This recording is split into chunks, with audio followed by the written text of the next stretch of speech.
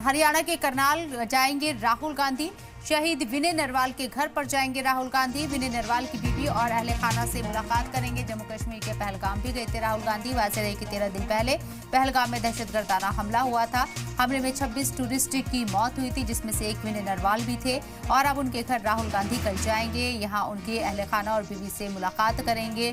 उन्हें कहीं न कहीं यहाँ खराज अक़ीदत पेश किया जाएगा और परिवार को सांत्वना देने की कोशिश होगी राहुल गांधी के जरिए। इससे पहले भी राहुल गांधी पीड़ितों से मिलते रहे हैं और पहलगाम हमले को लेकर लगातार वो पीड़ितों के साथ खड़े हुए नजर आ रहे हैं। जो इस हमले में मारे गए हैं, जो शहीद हुए हैं, उनके लिए शहीद के दर्जे की वो लगातार मांग भी कर रही हैं।